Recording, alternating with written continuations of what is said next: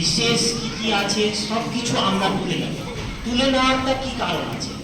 কারণ হচ্ছে সরকারের বিভিন্ন যে স্কিম আসছে, পরবর্তীকালে যে স্কিম আসবে, এই সমস্ত স্কিম আপনাদের বাড়িতে কি আছে না আছে সেইটা দেখে সরকার ডিসাইড করবে আপনাদের কি লাগবে। বাড়ি লাগবে, জল লাগবে, বিজলি লাগবে, আর কি লাগবে, এই সমস্ত জিনিস কি আছে না আছে সমস্ত সরকার আপনাদের কাছ থেকে নিয়ে আপনাদেরকে বিভিন্ন স্কিম দিয়ে আপনাদেরকে এই আপনাদেরকে যে জিনিসটা লাগবে সেই দিয়ে দেবে। এইটা হচ্ছে সেন্সাস।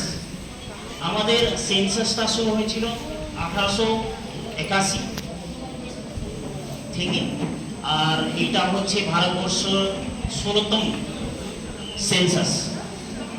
আমাদের সেন্সাস স্টার্ট আজকে থেকেই হচ্ছে। আজকে থেকে হচ্ছে সেলফ ইনুমারেশন ফেজ, यानी আপনি নিজেই করতে পারেন, নিজে আপনি ফিল আপ করতে পারেন।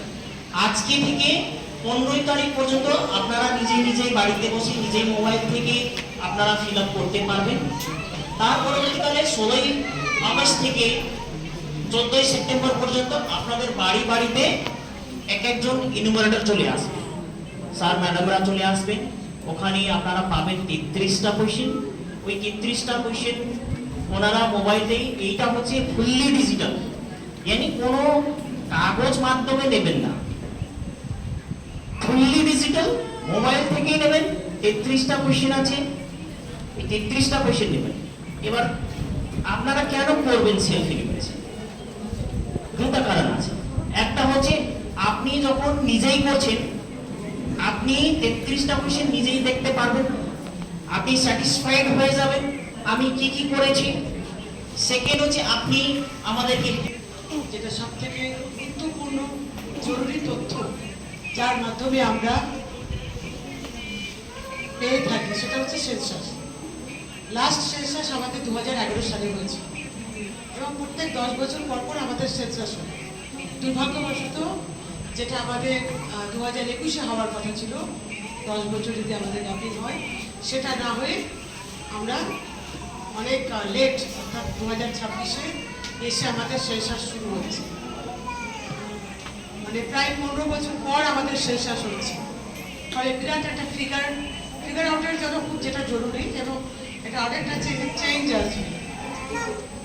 তো সব থেকে গুরুত্বপূর্ণ হচ্ছে আজকে যারা আমরা ইনভাইটেড আছেন এই কাজের জন্য, যারা গ্রামে গিয়ে বুথে গিয়ে বিভিন্ন সংসদে গিয়ে কাজটা করবে, তাদেরকে আপনাদেরকে ডাকা হয়েছে এবং তার সঙ্গে আরও যারা আমাদের জিপি লেভেলে কাজ করে তারাও রয়েছে। তো এটা আমাদের ট্রেনিং আপনাদের দেওয়া হবে এবং ভালো করে আপনারা দেখবেন যে কীভাবে আপনাদের এই 33টা যে পয়েন্ট রয়েছে সেই 33টা পয়েন্টের কোশ্চেন আর কীভাবে হবে, এটা কতক্ষণ, আধ ঘন্টা 1 ঘন্টা, এটা আপনারা খুব ভালো করে ফলো করবেন। আপনাদের ডিজিটালের মধ্য দিয়ে 33টা পয়েন্টের কী কোশ্চেন আছে আপনারা সেটা করে দেবেন। আর যারা আছে আমি জানি না পয়েন্টগুলো কী আছে, অনেক সময় দেখানো হয় বিভিন্ন, একটু চোখ কান খোলা রাখবেন। এখন মানে আমরা চাই যে তথ্য উঠে আসবে অরিজিনাল তথ্য উঠে আসবে। এমন হয়ে গেল যে কিছুদিন দেখেছি, এর আগেও দেখেছি যে বাড়িতে দেখা গেল যে 4 টাকার গাড়ি আছে, বাইক দেখিয়ে দিয়েছে, অথচ ওদেরকে মানে যারা গরিব আছে তাদেরই কিছু নেই, আর যাদের আছে তারাই লুকিয়ে দিয়েছে, তথ্য লুকিয়ে দিয়েছে। এই তথ্যের উপরে অনেকটাই ডিপেন্ড করছে অনেক কিছু। আমি এটা বারবার একটা কথা বলছি, এই তথ্যের উপরে অনেক কিছু ডিপেন্ড করছে। এই যে অন্নপূর্ণা যোজনা, এখনো পর্যন্ত আমার মাথার মধ্যে ঢুকছে না যে অরিজিনাল ক্রাইটেরিয়া কি। এক একজন এক এক রকম ক্রাইটেরিয়া প্রত্যেক দিন বলছে, এক একজন মিনিস্টারও এক একদিন এক এক রকম ক্রাইটেরিয়া বলছে।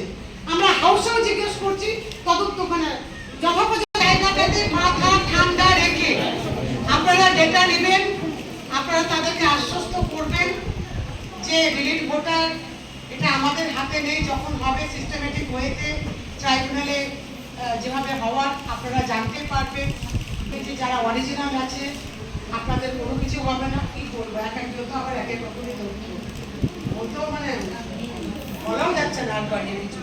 যাই হোক, ওদের কথা একটু শুনে প্রত্যুত্তর দেবেন না, বেশি আনসার দেবেন না, প্রয়োজনে একটু শুনে নেবেন।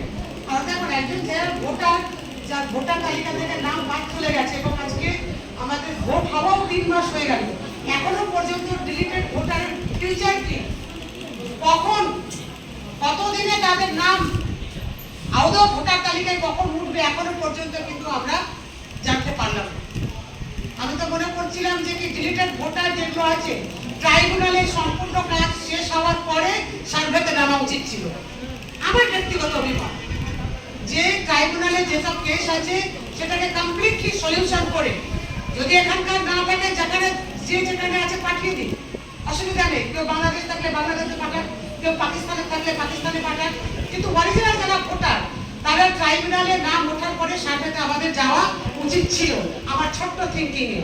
কিন্তু যাই হোক, সরকার ডিসিশন নিয়েছে, ডিসিশনের বাইরে আমরা নাগরিক হিসেবে আমরা যেতে পারি না। এবং যারা আমরা কর্মকর্তা বিভিন্ন জায়গায় আমরা কাজ করছি, কেউ জনপ্রতিনিধি হিসাবে, কেউ বা আমাদের রাজ্যের প্রশাসনের দায়িত্বে রয়েছে, ভিডিও লেভেল থেকে শুরু করে সমস্ত লেভেলের যারা আধিকারিক, আমাদের যেটা উপর থেকে ইনস্ট্রাকশন এবং আমাদের সারা ভারতবর্ষের নিরিখে, পশ্চিমবাংলার নিরিখে যেটা ইনস্ট্রাকশন আমাদেরকে ফলো করতে হবে। যাই হোক, এই কয়েকটি কথা বলে সকলে আমি জানি খুব ভালোভাবে আপনারা